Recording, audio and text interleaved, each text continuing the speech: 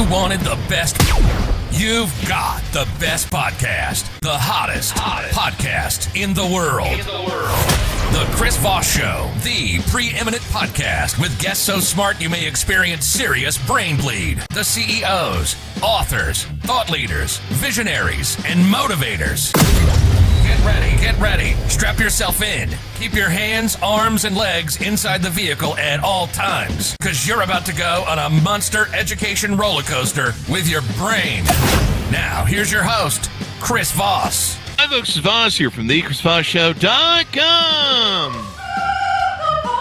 Ladies and gentlemen, the earliest things that makes official. Welcome to the big show. As always, the Chris Voss Show has been here for 16 years and over 2,400 episodes. They just keep growing as we go, bringing you the most amazing authors, minds, and people that will inspire you, lift you with their stories, etc., etc. Refer the show to your family, friends, and relatives. Go to goodreads.com/Chris Voss, linkedin.com/Chris Voss, Chris Voss1 on the TikTok and all those crazy places on the internet.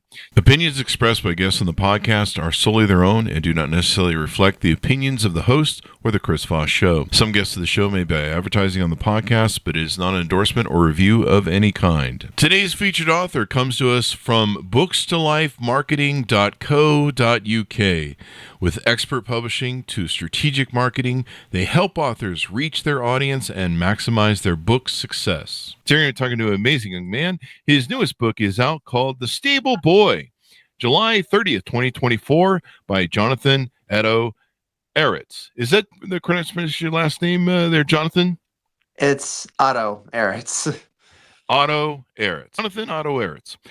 So we'll get into it with him and find out all the deets on his experience, some of the insights that he's put into his book, and all that good stuff. Johnathan took in, let's see, it looks like our bio is popping around here, was diagnosed with autism Asperger's at a very young age. His difference had shown through the infinite imagination and creativity expressed growing up. Now he expresses his ideas through writing, creative, engaging stories with lovable characters and imaginative worlds.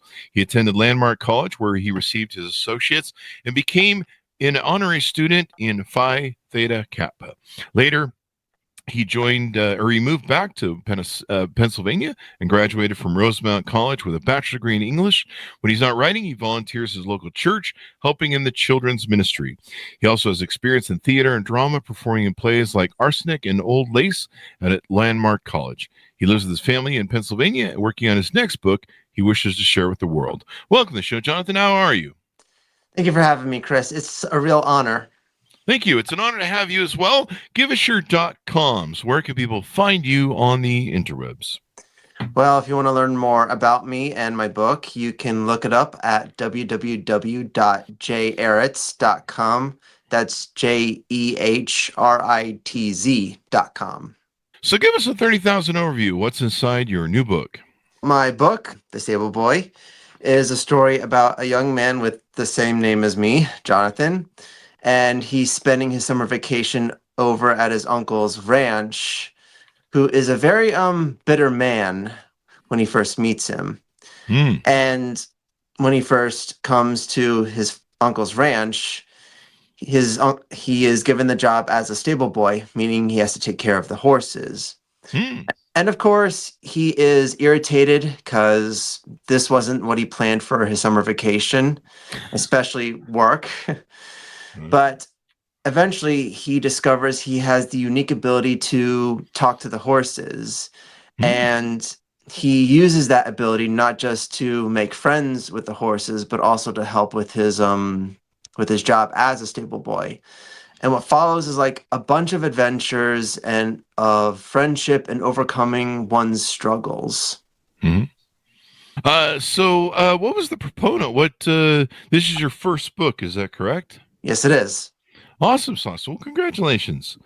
What was the proponent behind writing this book? How long have you been writing, and what was your kind of journey through life that made you want to be a writer? Well, like you said, Chris, I was diagnosed with autism at a very young age, or specifically Asperger's, which was considered a more higher functioning form of autism. And because of that, I struggled a lot in life. I struggled a lot at school with my classes, lessons. I had a hard time with my homework. The teachers didn't understand me, and they didn't know how to help me. Yeah. And I had a hard time fitting in with my classmates. I became a really big victim in bullying. But I did always have a very vivid imagination, meaning whenever I was struggling with things in life, I would escape into my mind, so to speak, because I always thought of myself as seeing things through a different perspective. But that was also because I was inspired by a lot of the things I was exposed to as a kid, like the books I read or the movies I'd watch on television. And it inspired me in this creative mindset that I've kept for so long, and I still keep to this date. A Very lot good. a lot of my inspiration came from like works like Roald Dahl and Robert Louis Stevenson, who wrote one of my favorite classic novels in school, Treasure Island. Other inspirations were like the early Disney films, Don Bluth and Hayao Miyazaki, all these different visionaries I learned about growing up. And eventually I got to the point where I was starting to come up with my own ideas, and my parents would suggest I should start writing them down, which is exactly what I did. And so far, in the beginning, I didn't write anything special, just like anything that came to mind. But I learned that even though with my diagnosis, I had a hard time communicating verbally, but I discovered with my writing, I was better at communicating through typing words on a page or paper as opposed to speaking them verbally. So as I continued writing, I eventually did come up with the idea of the stable boy. And it was at that point where I knew I wanted to be a writer. And at the point, I thought the stable boy was such a good piece that I've created that I never wanted to give up on it. And I promised myself it was going to become a book. How long have you been writing it then? Since the 10th grade. That's how long in the making this has been. Oh, well, sometimes things take longer to cook, but they're usually better that way. It gives some good information to people out there that might be thinking of writing their own books and stuff. As to, it's never too late. I think we had somebody who did their first book at like 82 the other day, or 90 or 100 or something. It's never too late, and good to stick with it, right? Absolutely. So you got the book written. What's it been like publishing your first book and having that out there in the world? It opened my eyes to a whole lot of different challenges I faced after writing the books, because once the manuscript was complete, then I started to show it to my friends and family to get their feedback on it. Overall, they thought it was a good story, but then they were bringing to my attention a lot of punctuation, grammar, and spelling errors. And that began the excruciating process of proofreading and revising The Stable Boy over and over again. And it was exhausting sometimes. Yeah. Like going over every sentence, looking over every detail.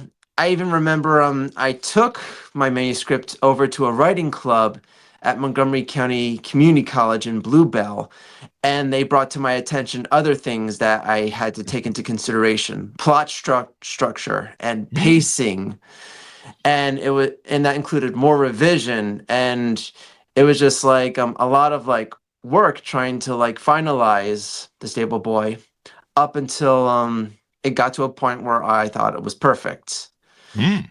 So after that, I started to send my manuscripts to different publishers that I learned about. And unfortunately, a lot of them have replied with rejections, mostly saying this isn't our genre, this has to change, this isn't right, all these different excuses. And it was getting very disheartening to the point I didn't even know if The Stable Boy was ever going to be a book. I would even pray to God saying, Lord, if I can publish this one book in my life, it would be enough.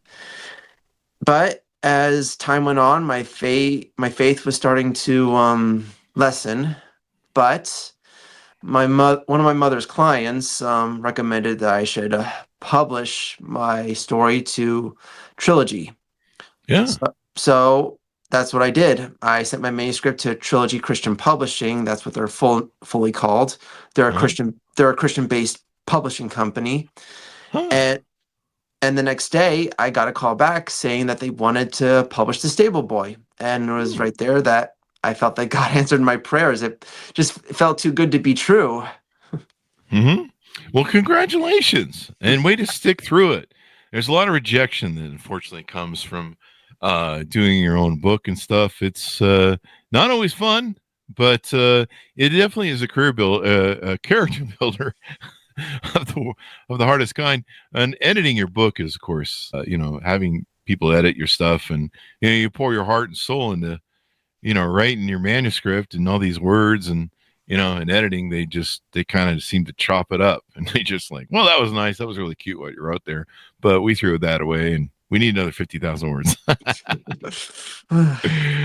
So it's fun, but I think it builds you and makes you better. I mean, it makes your manuscript better, getting that dip of everyone's opinion, and then that just forges a better sword, if you will. I believe so. And I felt like I learned a lot through this process. Yeah. Yeah. And, the nice thing is once you get through it too, it makes it easier when you do your future books and stuff like that. So tell us about, flesh more about the characters that are in the book, maybe some of the experiences you can tease out. With novels, you can't give away the middle and ending, of course, but give us a little more detail on some of the characters that are in this book. All right. Well, of course, there is the protagonist, Johnathan, who is a 14-year-old boy. Same name as me. Mm-hmm. And like I said, he's on summer vacation at his uncle's ranch. His uncle Edgar, who's a bitter man in the beginning, but eventually you kind of learn there's like a reason behind that bitterness, and that kind of like slowly develops as the story continues. Oh. And he goes through like his own developments too, as this throughout the story until the very end. And of course, there are the horses. There's Apollo, who's I guess he's like I guess he becomes like Jonathan's best friend in the story, or like his sidekick, you would say. Oh. And he kind of goes through his own struggles as well. And actually he was never on the ranch to begin with. He kind of starts off as wild, and I guess you can say Johnathan tames him throughout the story. Mm-hmm. And there's also Goliath, who is a horse that's really shrouded in mystery in the beginning, and a lot of the other horses are scared of him, and even some of the other staff, because he's a very aggressive horse with another tragic or struggling past that he suffered through. Because the whole point of this story is like overcoming one's struggles, especially the inner ones. Because sometimes those are like the hardest ones for us to face in life. Yeah. Yeah. The inner ones are definitely the hardest. Yeah. Facing ourselves. Yes, of course. And of course, there's also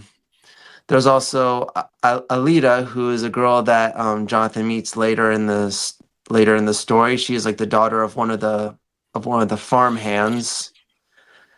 There's also Scarlet. She's almost like she's almost like the mother or the sister of the horses, or like she's like the motherly character of the horses. Oh. And of course you have Maverick, who's like the old wise one of the horses. And so I noticed the character is Johnathan, which is a mirror of yours. Is there kind of a lot of maybe you in this book play out of a character that you kind of feel is maybe a resemblance of self? Oh, yes, definitely. I mean, even though the book is fiction, I did establish some points in my life in there, specifically living with my diagnosis, being bullied a lot in my struggles in school. And my experience with horseback riding, because that was that was one of the biggest inspirations behind this book was my experience in horseback riding. Ah. Because when I was in junior high, there was they gave us an option of extracurricular activities to choose from, and one of them was horseback riding. So Mm-hmm. I thought I'd join that. And they took us to a place called Thorncroft, where we not only got to learn how to ride the horses, but we also got to learn how to brush them, groom them, clean their horseshoes and their hooves, put on the saddle and the bridle, like the whole fundamentals of taking care of the horse themselves. Hmm. And it was a very therapeutic experience for me, and I really felt a deep connection with the horses I rode, especially Oh. yeah, especially with this black mare I knew called Mabel, I think was her name. Mm-hmm. I mean, the staff told me she was infamously known to be like very aggressive, and she didn't like a lot of people riding her. But the whole Mm-hmm. time I rode her, she was very calm with me. She did not show one sense of aggression when I rode her. Wow. That's pretty awesome. And so some of this is part of your journey, kind of put in there, maybe, and all that good stuff. What are you working on next? What are you putting together? I think we teased out that you're doing something too. Yes. The next book I'm writing is my first attempt at like an epic fantasy. It's the first of a series I'm planning on working on. It's called Legends of Terramore. Mm-hmm. And it's a lot of and it's mostly inspired by like Lord of the Rings, Chronicles of Narnia, and Nino Cooney. I mean, did you did you want me to give you the summary? Sure. Well, if you want, I don't know if you want to disclose it or tease out this time, but you're certainly welcome to if you like. Well, okay, with this story, it's going to follow another boy who actually runs away from home to get away from his struggles, and he ends up finding himself in this fantasy world called Terramore. And Mm-hmm. he realizes that he's part of a prophecy to defend the land of Terramore from a great evil. Mm.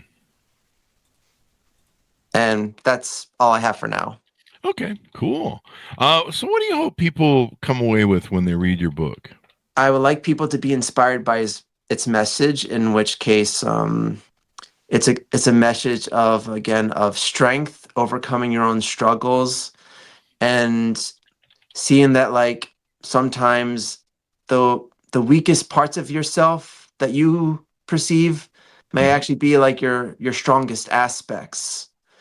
But overall, I would like people to just enjoy my stories. I want to write a good, wholesome story to entertain people. And that's with like the majority of my writing. I just love telling stories to people to entertain them. Yeah. And that's a great entertainment. We kind of learn through our episodes and other experiences. Would you say that maybe it might be a great book for people on the spectrum too? Absolutely. And There you go. I've actually had a lot of parents that like say when they read the book, it inspires them and gives them hope for their own kids as well. And that actually gives me a lot of joy and comfort knowing that it's helping other kids that were also diagnosed like I was. Yeah.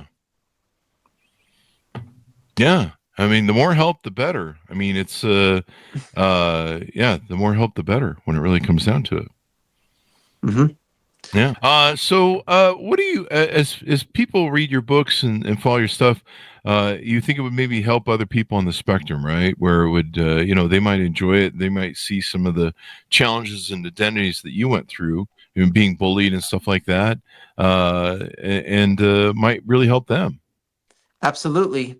And also, like again, the parents would would get hope from it, Hmm. and that's a really good thing because some parents they become overwhelmed by the process of caring for a child that's on the spectrum, especially ones that are like considered at a more complicated level than kids like me. Hmm.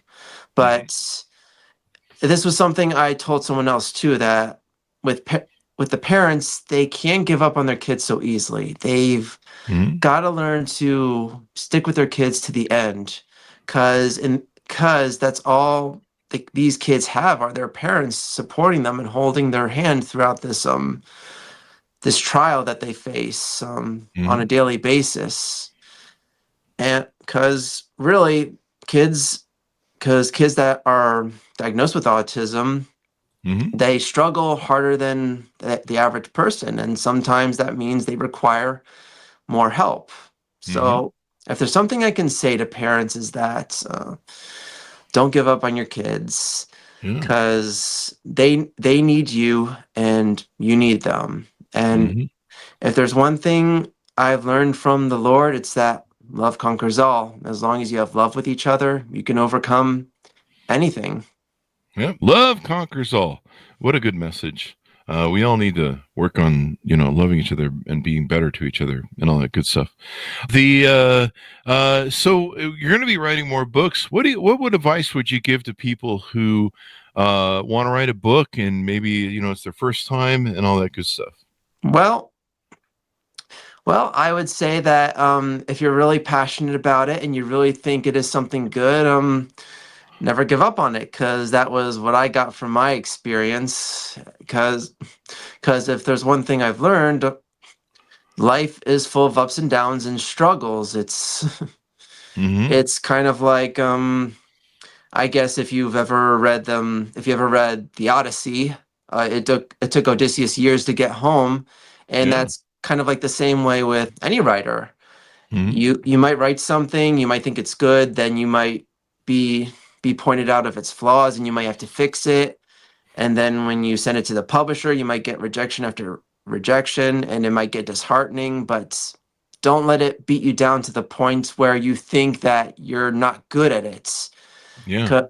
Because I think the important thing is you got to believe in yourself, and the work that you do. You got to believe that it is good too, Mm-hmm. because that's how you find your sense of worth too. Is like when you find that skill that you're really good at and you're really passionate about, and you just never give up on it, because Mm-hmm. you feel like that's what makes you you. I mean, when I write something, I always like to believe I'm putting a part of myself in each story that I write, that these stories are part of me.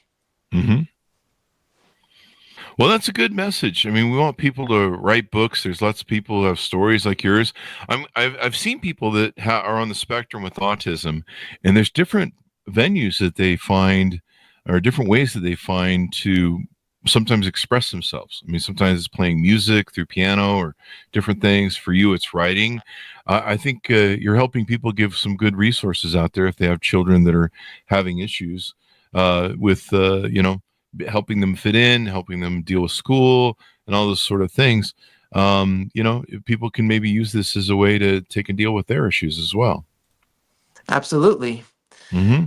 I mean, again, if I can help people through my writing, that's great, because Mm-hmm. it makes me feel good to know that I'm helping people too, not just entertaining people, but helping people. I mean, I'll never forget at one of my second book sign, a mother and a father came with their teenage son who was also diagnosed, and they said that their my story gave them hope for their son. Wow, that's pretty awesome. That's pretty awesome. And giving hope. I mean, what a beautiful thing. We talk about that on the show. Giving hope to people. Hope is the thing that, hope is the thing that everybody, keeps us alive as a humanity and all that sort of stuff. So, yeah, you got to love it. You got to love it.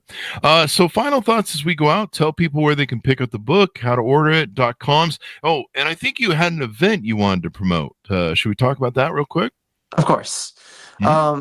Yes, August 9th of this year, I will be attending the Literacy Book Fair in Philadelphia at the Pennsylvania Convention Center within the city. Hmm. So if anybody would like to get to know me, get a copy of my book signed by me, they're welcome to come, free of admissions. Hmm. So people can check you out there, and can they follow you on your website? Is there a newsletter you have or anything like that? Yes. Again, you can follow me on www.jehritz.com. And my book is available for purchase through Amazon and Barnes and Nobles. Mm-hmm. And I would just like to make one comment that, like, this definitely wouldn't have been possible without the love and support of my family and my friends or my fellowship at church. So I would like to thank them. But most of all, I would like to thank God himself for making this possible. Because I believe if it wasn't for him, The Stable Boy would have never been a book. Well, awesome sauce. And I'm glad you finally made it happen, and you're on your way, and we'll look forward to the work that you're doing in the future. Thank you for coming on the show. We really appreciate it. Thank you so much for having me, Chris. It was a pleasure. Thank you, and mine too. As well as order up his book wherever fine books are sold, The Stable Boy, out July 30th, 2024, and watch for the future work from Johnathan. Thanks so much for tuning in. Go to goodreads.com/Chris Voss, linkedin.com/Chris Voss, Chris Voss1 on the TikTokity and all those crazy places in it. Be good to each other. Stay safe. We'll see you next time. And that should have us out. Great.